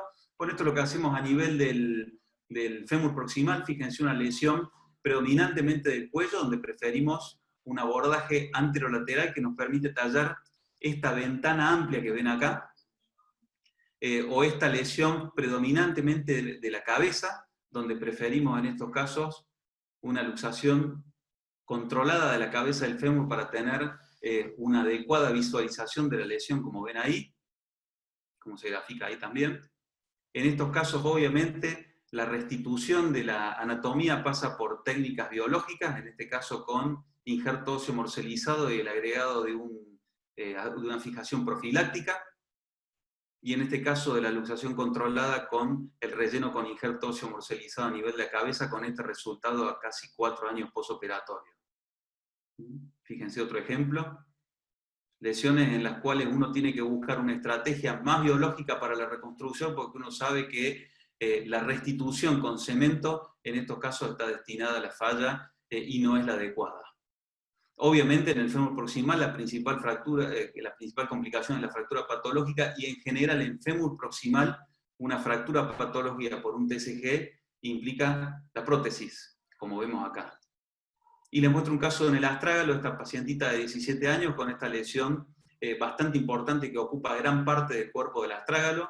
Obviamente en esta situación, lo mismo que decíamos recién, curetaje manual, fíjense, abordaje a través de una osteotomía del malleolo interno para tener la correcta visualización de la lesión, una ventana amplia que nos permite ingresar a la zona, y la reconstitución del stock óseo con injerto óseo morcelizado en chips, hasta ocupar la mayor superficie de la zona comprometida, como ven acá, y el cierre de la osteotomía logrando este resultado funcional a casi 2 años postoperatorio.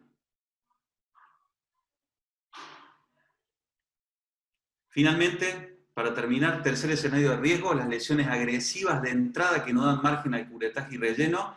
En nuestra experiencia esto se ha centralizado fundamentalmente en las lesiones del miembro superior y particularmente en el radio distal. Fíjense, este tipo de lesiones, por lo menos en nuestras manos, no dan oportunidad de hacer ningún tipo de estrategia de tratamiento intralesional, de curetaje y relleno.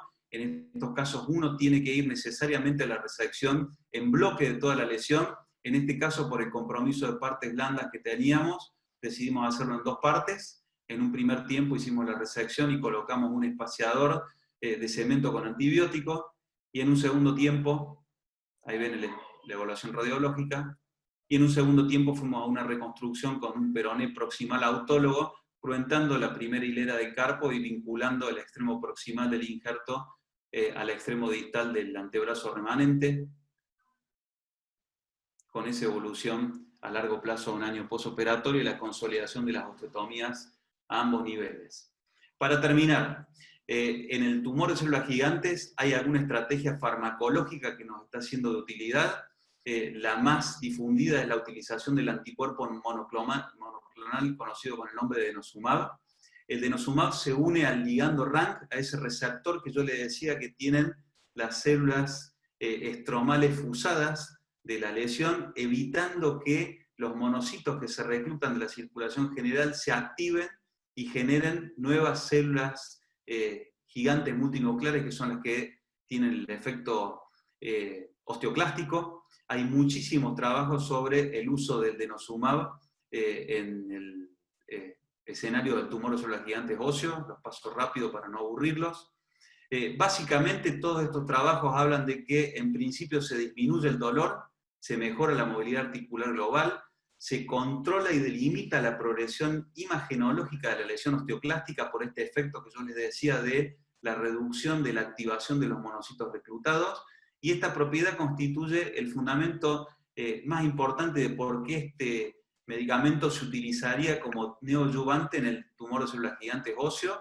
Nosotros lo hemos usado en algunos casos, todavía no podemos dar una conclusión valedera y certera al respecto, pero fíjense, por ejemplo, esta lesión femoral proximal tan avanzada con el tratamiento con denosumab, con la reconstitución de este stock óseo proximal, que nos permitió ofrecerle a este paciente una estrategia de preservación de su cadera que en otra situación no se hubiese podido ofrecer. O esta paciente, por ejemplo, una lesión muy importante a nivel del sacro, que no nos hemos animado a tratar quirúrgicamente y que con un tratamiento médico que lleva ya casi 2 años, muestra desaparición completa del dolor, y estas imágenes que son bastante esperanzadoras de osificación de una lesión que de otra forma no podría haberse tratado. Obviamente que hay ciertas contras en lo que es relacionado al tratamiento con el denosumab. Este es un trabajo, por ahí Germán nos puede hacer algún comentario de ello, sobre la posibilidad de la aparición de sarcomas de alto grado en tumores de células gigantes recurrentes tratados con el denosumab. Nosotros por ahora en nuestra serie no hemos notado pacientes con estas características, ni hemos tenido en principio grandes inconvenientes. En síntesis, el curetaje y el relleno debería ser la primera opción a considerar en la cirugía del tumor de células gigantes óseo.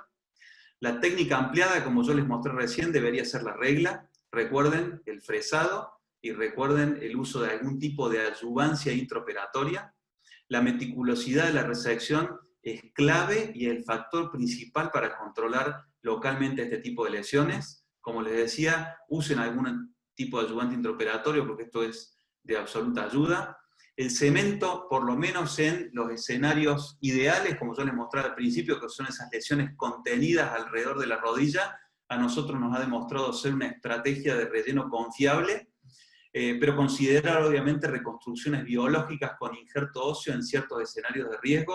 Yo les mostré algunos relacionados al fémur proximal, al astrágalo y a lesiones recidivadas o con extensión más amplia, y reservar obviamente las grandes resecciones en bloc para casos irreconstruibles, como les mostraba en relación a esa lesión agresiva del extremo distal del radio. Y recuerden que el manejo farmacológico en principio parecería abrir una puerta al futuro que podría influir en forma positiva en la terapéutica. Muchas gracias. Muy bueno, gracias Pablo. Muy buen trabajo, al igual que las otras charlas. Ahora vamos a continuar con la última presentación, que es la mía. ¿Se escucha bien? Perfecto, Álvaro. Sí, correcto. Bueno, son los conceptos básicos en el manejo de sarcomas de partes blandas.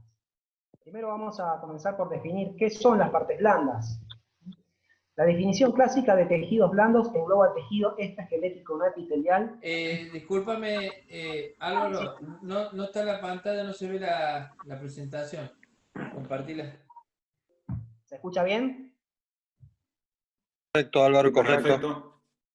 Bueno, como dije, el tema es conceptos básicos en el manejo de sarcomas de partes blandas, y vamos a comenzar por definir qué son las partes blandas.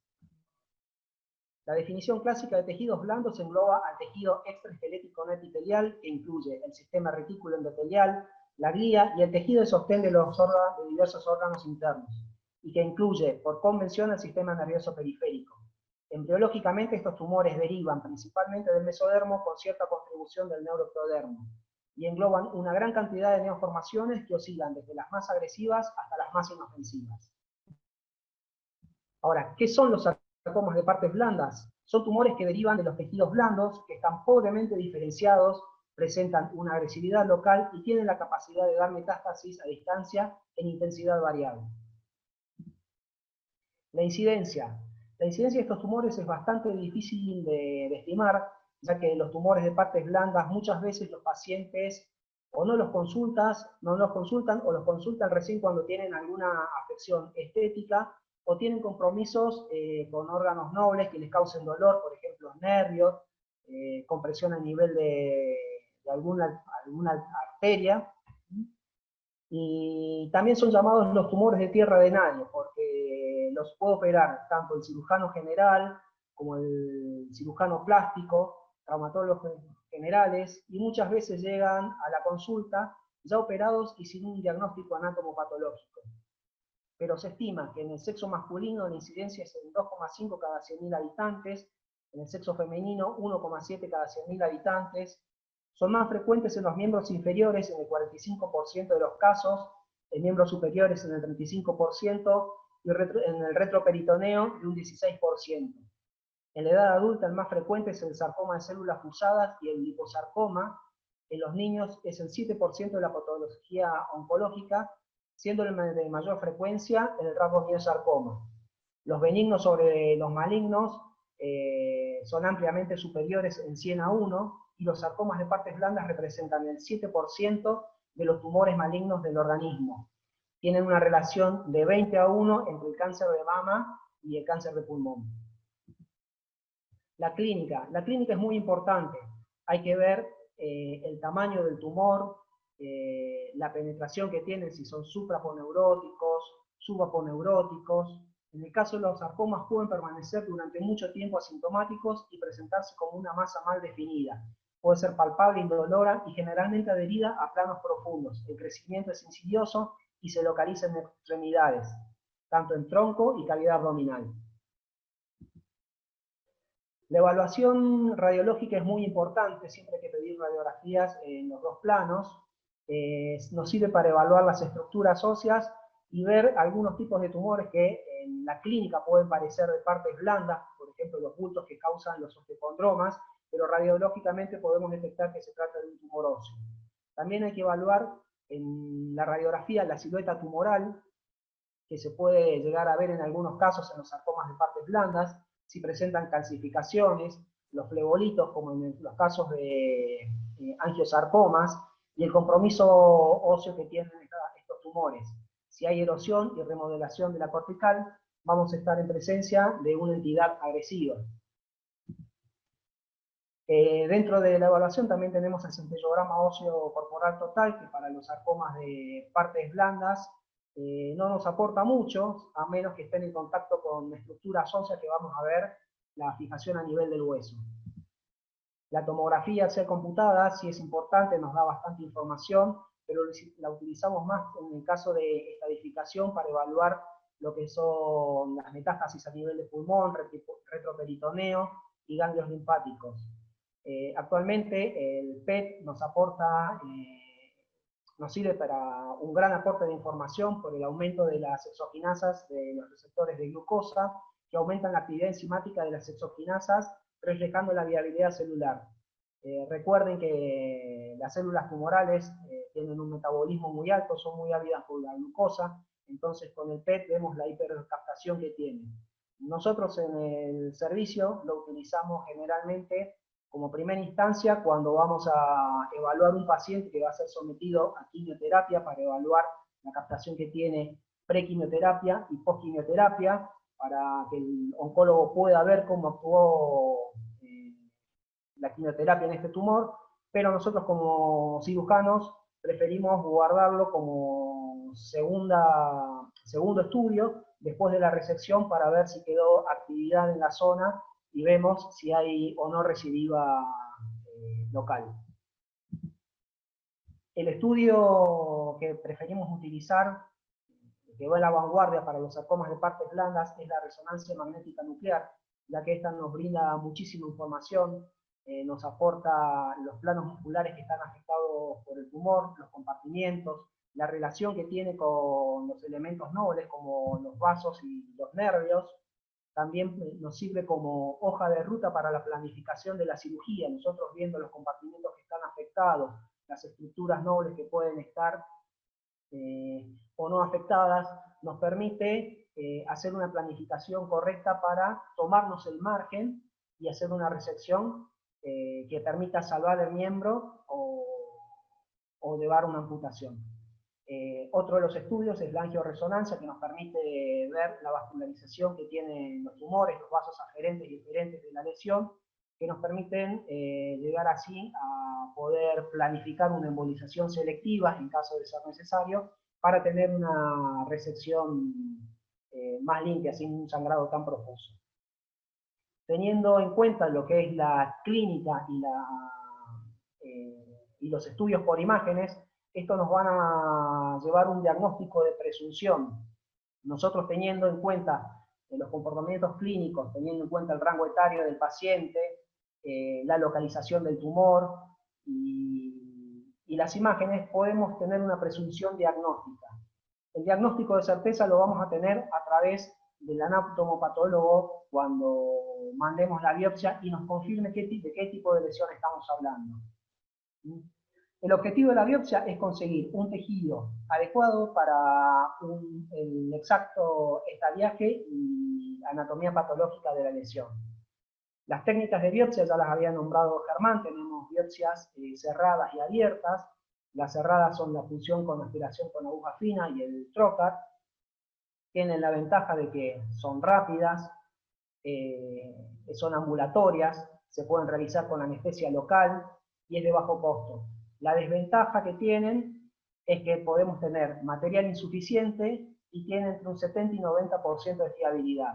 Este tipo de biopsias tiene que ser realizada por cirujanos que tengan experiencia en biopsias, porque podemos contaminar, hay que planificar bien la biopsia, teniendo en cuenta el abordaje definitivo de la cirugía final, porque la cicatriz de la biopsia tiene que ser escindida en bloque con la pieza quirúrgica, ya que la cicatriz se considera territorio contaminado. Las técnicas abiertas tenemos la biopsia excisional, la biopsia incisional y por congelación. La biopsia excisional es aquella que utilizamos el abordaje violando la cápsula del tumor, tomando un fragmento para mandar a anatomía patológica. Está reservada, esa es la excisional, sacamos todo el tumor. Esta está reservada para lesiones inferiores a 5 centímetros. La biopsia incisional es, como dije anteriormente, la que violamos la cápsula articular, abrimos, sacamos un fragmento del tumor, lo mandamos a anatomía patológica, y está indicada para tumores mayores de 5 centímetros. Y las biopsias por congelación, nosotros las utilizamos para aquellos tumores que hacemos la resección completa y necesitamos confirmar si el margen es correcto de resección.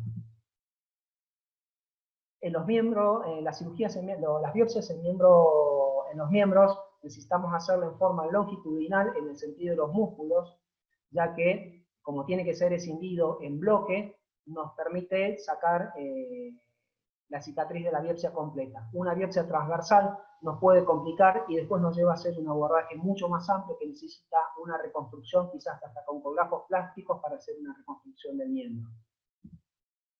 También hay que tener en cuenta el sangrado, evitar esto, el sangrado de las lesiones, porque la hemorragia y el sangrado podemos hacer una siembra por contigüidad y contaminar un miembro, y transformar una biopsia que era de un tejido, de un tumor compartimental en un extracompartimental.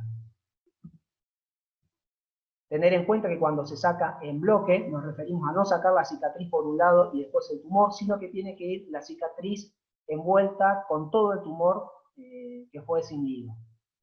Siempre que tengamos una biopsia y hay un sangrado, es correcto dejar un drenaje. El drenaje lo tenemos que hacer a continuación y en línea con la línea de abordaje, ni a un costado ni alejado, porque esto contaminaría la zona. En conclusión, la biopsia tiene que ser con una incisión adecuada, un control riguroso de la hemostasia, de ser necesario dejar un drenaje, tener un patólogo confiable y establecer un diagnóstico de presunción previo a la biopsia. Una mala biopsia ya es un mal inicio. Para que sea completo y ayudar un poco al patólogo, recomendamos que la biopsia, mandarla con un resumen de historia clínica. Muchas veces se manda el fragmento de tejido sin una descripción y el patólogo lo único que va a hacer es tener un pedazo de tejido y describir lo que ve. Para ayudarlo y tener un diagnóstico de certeza, conviene hacer un resumen de historia clínica donde diga la edad del paciente, el sexo, nivel de infiltración de la lesión, si es supraponeurótico, si es subaponeurótico, si se encuentra en miembros. Esto le va a dar al patólogo una ayuda muy importante para establecer un diagnóstico de presunción. Nosotros tenemos que también mandarle dentro del resumen qué pensamos nosotros y las imágenes. Con esto el patólogo nos puede llegar a dar un diagnóstico de certeza dentro de lo que ve. Si en caso de los tumores que son totalmente desdiferenciados, existen las técnicas de inmunohistoquímica para llegar al diagnóstico de certeza. La estratificación, ¿para qué nos sirve? Para agrupar al paciente en subgrupos. Aporta fundamentos para elegir el tratamiento y es importante para establecer el pronóstico de enfermedad. Nosotros utilizamos la clasificación del American Joint Committee on Cancer, que es la del TNM, donde nos habla de T, la extensión o el tamaño del tumor, los nódulos regionales, las metástasis a distancias y sus estadios progresivos en 1, 2, 3 y 4. Pero la más utilizada para nosotros es la de la Sociedad de Tumores, la Musculoskeletal Tumor Society, que habla sobre los grados tumorales en alto y bajo grado, localización anatómica en intracompartimental y extracompartimental, y la presencia o ausencia de metástasis. Esto junto con la tomografía nos permite a nosotros hacer una planificación quirúrgica sobre los sarcomas de partes blandas y poder elegir el abordaje indicado. Los márgenes de resección que tenemos son el intratumoral, el marginal, amplio, el muscular, completa y el compartimental. El intralesional es aquel que nos metemos abriendo la cápsula y sacamos un fragmento del tumor. El marginal, sacamos el tumor dejando un contacto tejido que se encontraba con la cápsula. La amplia, resecamos con tejido sano. Y la radical, lo hacemos quitando de tendón a tendón o compartimento completo. Un ejemplo de un margen intratumoral es la biopsia a cielo abierto. La biopsia a cielo abierto es la biopsia incisional, en la cual abrimos cápsula, sacamos un fragmento de la lesión, mandamos a anatomía patológica. Hay que tener siempre en cuenta que cuando hacemos esto, hay que hacer un control de la hemorragia, cerrar plano por plano, ir limpiando todas las zonas para que no queden restos para la contaminación por contigüidad. Una resección marginal es aquella que está en contacto con los tejidos sanos, en la cual vamos a resecar el tumor conservando los músculos que estuvieron en contacto con la cápsula. Esta se deja solamente para los tumores benignos, como el lipoma, o para las biopsias escisionales menores a 5 centímetros, pero en este caso hay que avisarle al paciente que puede ser sometido a una segunda cirugía de ampliación de margen. Un margen amplio es aquel que sacamos el tumor completo, envuelto en tejido sano. Lo ideal es tener un margen de 3 centímetros o más, mientras mayor es el margen, mayor es el rango de seguridad que nos da. Lo ideal es sacar el tejido envuelto en tejido sano, que no se vea la cápsula. Eso es un margen amplio para nosotros, y de ser necesario es sacar el músculo completo de tendón a tendón. Un margen compartimental, sacamos todo el compartimiento, involucra todos los músculos que están afectados, dejando como plano inferior el periósteo del hueso. Acá voy a presentar unos casos clínicos que tuvimos en nuestro hospital. Un tumor de partes blandas, sacamos radiografía del fémur, vemos en la cara medial del muslo una lesión donde se ve en la radiografía el contorno de la lesión. En la tomografía vemos que afecta el compartimiento medial del miembro, que abarca desde piel, tejido celular subcutáneo, infiltra músculo. En otro corte vemos que abarca toda la cara medial del miembro, del muslo, perdón.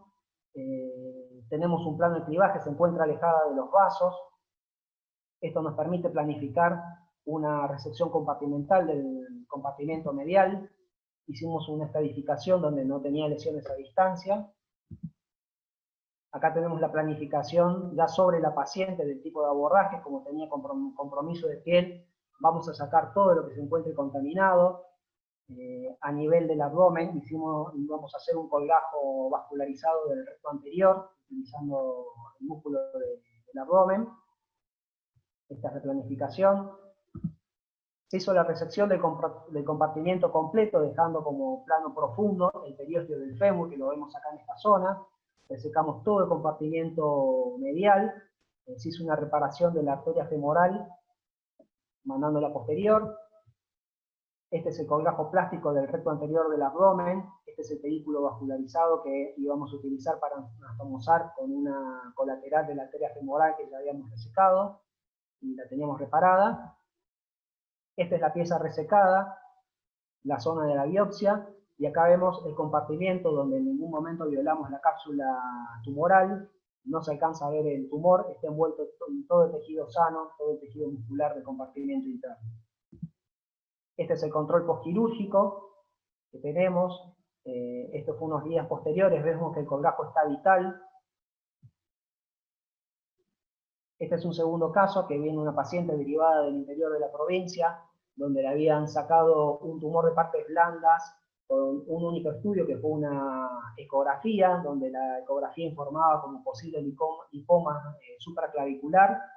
Se le hizo la resección de la lesión y a los 3 meses viene al servicio del hospital con esta lesión. Se presentó en comité de tumores con el equipo de cirugía vascular y de tórax. Vimos que era un tumor cérvico-torácico. La biopsia no había sido un lipoma, sino que se trató de un sarcoma pleomórfico de alto grado. Vimos que tenía un compromiso a nivel de la parrilla costal, invadía parte del cuello. Se planificó el tipo de cirugía. En el comité la gente de oncología propuso hacer quimioterapias previas para tratar de achicar la lesión. Se había también propuesto hacer radioterapia preoperatoria. El radioterapista eligió hacerla postquirúrgica para guardar como un arma más en el arsenal. Después de la cirugía, si llegaba a haber recidivas, entonces íbamos a tratar de achicar el tumor mediante quimioterapia y después hacer la resección. Ya teniendo en cuenta que seguramente la resección no iba a ser con margen completo, sino una resección marginal, por lo pegado que se encontraba al cuello y a la parrilla costal, es un territorio bastante difícil de hacer una resección con amplio margen. Esta imagen es posterior a la quimioterapia, vemos que el tumor aumentó de tamaño, calculamos que no hubo respuesta al tratamiento, entonces se planificó la cirugía, avisándole al paciente que iba a ser una cirugía marginal, tratando de controlar los márgenes de la papila costal sur. Esta es la planificación del abordaje sobre la paciente. Los cirujanos vasculares nos habían pedido que saquemos la clavícula en primera instancia para darles a ellos una mejor llegada por si se llegaba a romper la vena o la arteria subclavia, iban a tener una llegada más rápida. Este es el abordaje que se le hizo a la paciente. Resecamos la clavícula, se resecó el tumor, llegamos a la zona de la parrilla costal, resecamos y dejando macroscópicamente las costillas libres, siendo una cirugía marginal, pero creemos nosotros que sacamos todo. Acá vemos las imágenes de la pieza totalmente resecada, parte del tumor quedaba para el lado de la parrilla costal y con tejido sano hacia el lado del brazo. Este es el control postquirúrgico de la paciente ya para retirar los puntos y preparar los estudios para iniciar la radioterapia. En conclusión, no todo tumor de partes blandas es un lipoma. En los sarcomas de partes blandas, la cirugía de conservación de miembros debe ser uno de los tratamientos de elección. El 60% de los pacientes con sarcomas de alto grado desarrollará metástasis pulmonares dentro del primer año. Un margen correcto no garantiza estar libre de complicaciones. Un margen insuficiente garantiza recidivas y complicaciones. Y por último, lo que el cirujano no reseca, ni la quimioterapia ni la radioterapia lo va a resecar. Muchas gracias. Muy bueno, Álvaro. Muy bueno, Álvaro. ¿Alguna pregunta? Álvaro, ¿querés modular la voz a las preguntas? Yo tengo una pregunta para Nacho y para Germán, que obviamente por lejos ellos son los que más experiencia tienen con el uso de injertos en el país y uno de los que más en el mundo tienen experiencia con esto. El trabajo que publicaron en el Clinical, ¿qué porcentaje de alboinjertos de fémur fallidos pudieron salvar conservando el injerto? Esa es la primera pregunta. Y la segunda es, ¿cuál fue la estrategia más utilizada en la infección de alboinjerto de tibia? ¿Qué haces, Pablo? ¿Cómo andás? Con respecto a los trasplantes que se pudieron salvar con una falla de fractura en fémur, es la minoría en general. La fractura en el fémur lamentablemente es difícil de recuperar con una nueva osteosíntesis. Los que se han recuperado fueron algunos que usamos un peroné vascularizado como alternativa para salvarlo, pero la verdad es que la fractura en el fémur en reglas generales tiende a una revisión para un nuevo trasplante o una prótesis, cualquiera de las dos opciones. Y en la tibia, si bien la estrategia general es la revisión en 2 tiempos, con espaciador y lo mismo en este caso inclinándonos un poco más a una prótesis como segunda método reconstructivo y no un nuevo trasplante, para infección por supuesto, en algunos casos la toilette aguda y rápida permitió conservar el trasplante, pero son los menos y realmente una infección en un trasplante óseo masivo generalmente lo condena y nos amerita hacer esa técnica reconstructiva en 2 tiempos como si fuera una revisión de cadera. Y después reconstruirlo con una prótesis, ¿sí? Da un poco de miedo volver a reconstruir con un trasplante. Bien. Yo una preguntita para Pablo.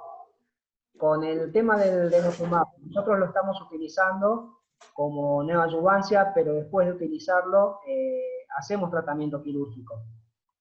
Vi ahí en la pelvis que vos lo estás utilizando solamente para control de la enfermedad. ¿Lo utilizás solamente así o haces cirugía? Porque no nos animamos a ese, Álvaro.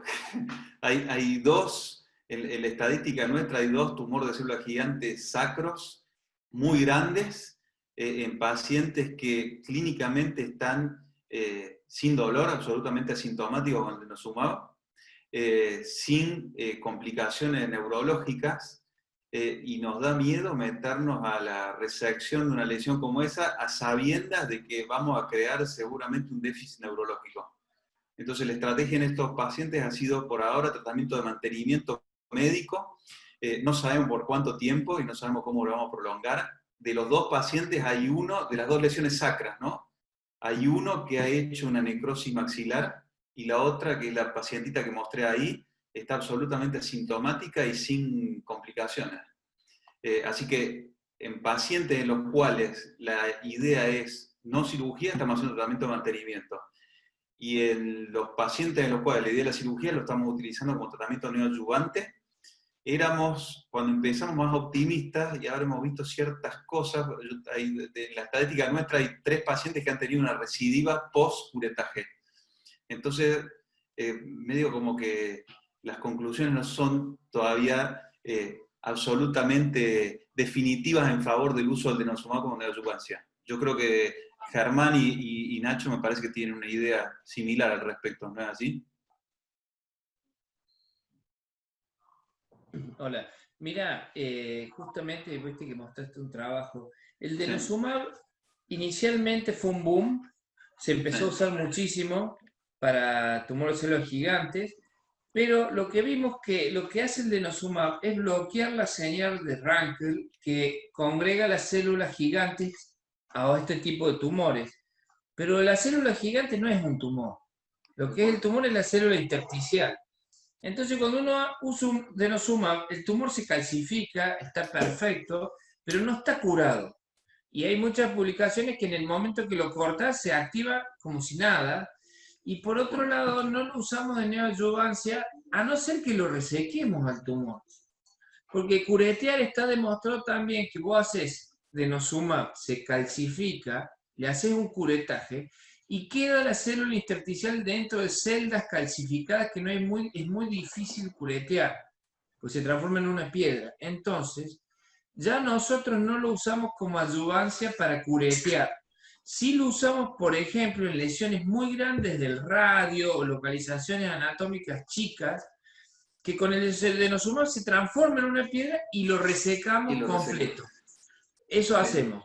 Con respecto a las lesiones sacras o lesiones irresecables como columna cervical, o que uno si lo saca puede morir el paciente o quedar con un déficit muy grande, ahí el denosumab se usa siempre.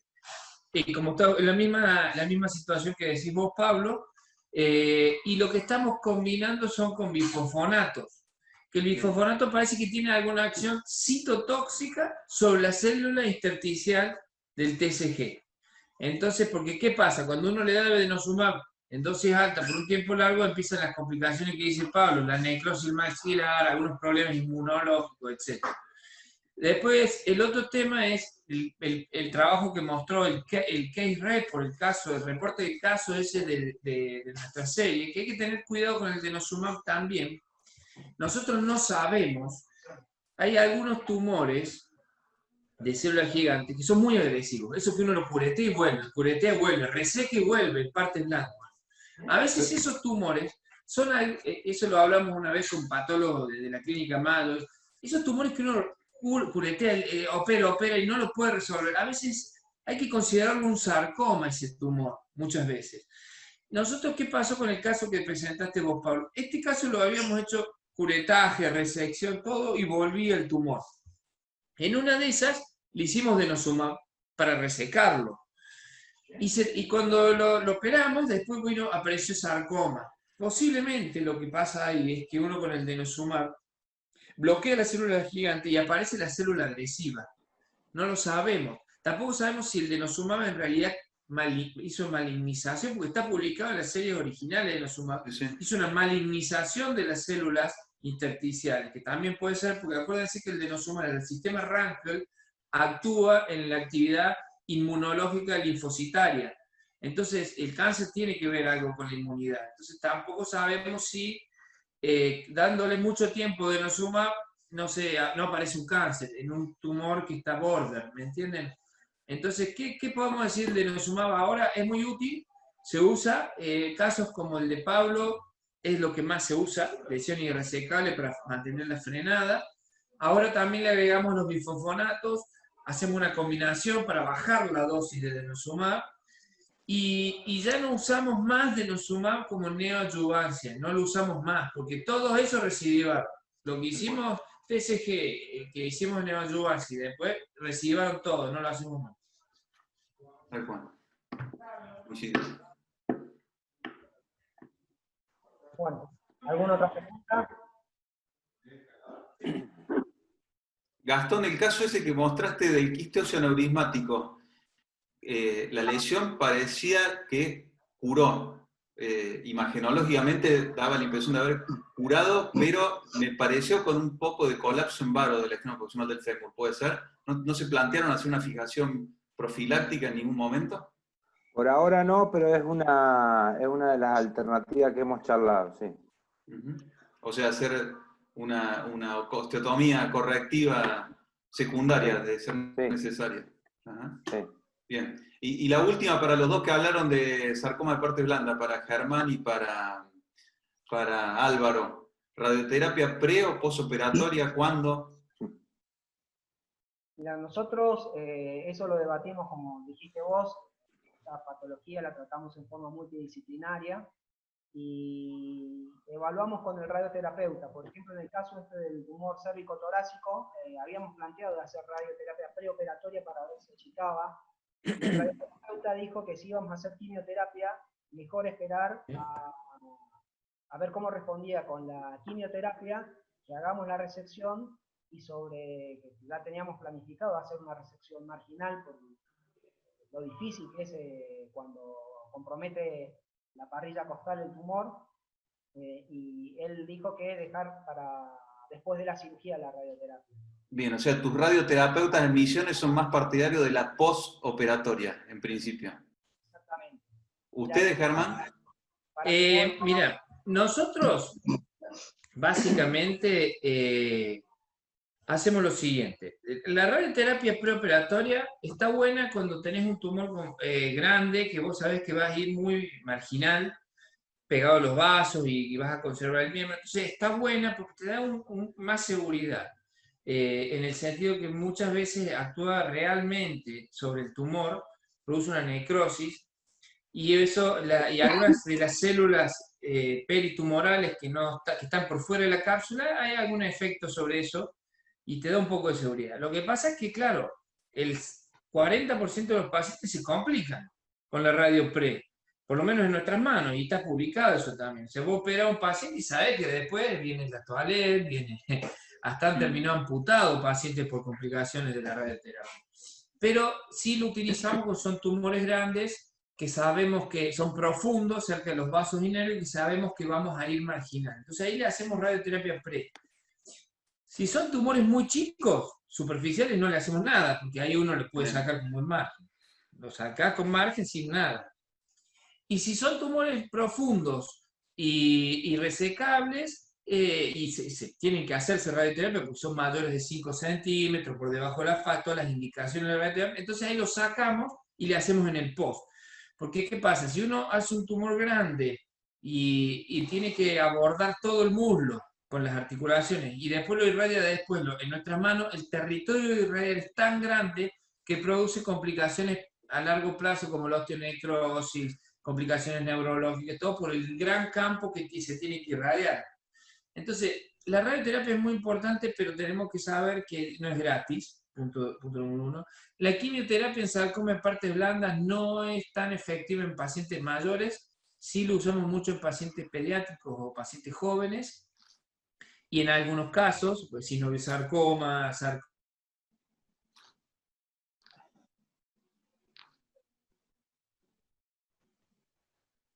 generalmente le hacemos rayos a pacientes que quimioterapia a pacientes que se la bancan, porque hacer un esquema de IFO y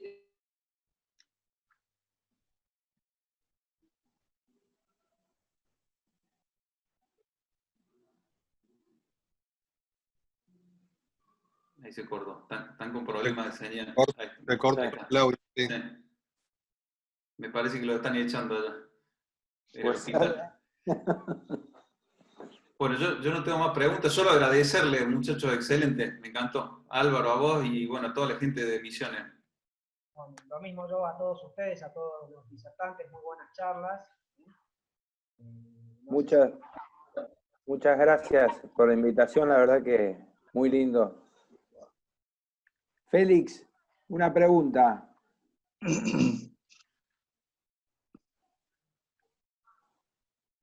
Sí, hola. Hola. Su hijo se llama Juan Manuel, ¿no? Así es. Mándele muchos saludos de mi parte. Bueno, cómo no, Gastón. Le voy a Nosotros dar... Sí, ¿por qué? Vivimos juntos en Barcelona un tiempo No me largo. digas. No me Sí. digas. Ah, Sí. bueno, buenísimo. Sí, se lo voy a dar. Bueno, te agradezco mucho. Le agradezco mucho a todos por la charla. Te agradezco la buena voluntad, Álvaro, por la predisposición para preparar tu excelente charla también. Y a todos los miembros de la asociación, agradecido por escucharnos.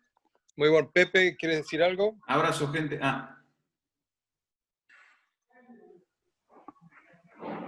Félix, nada, lo mismo que vos, agradecerles a todos la presencia, a todos los disertantes y a todos los Álvaro, te felicito por la coordinación y nada, ya nos veremos el viernes de la semana que viene, creo que el último módulo de webinar, ya le vamos a informar detalladamente.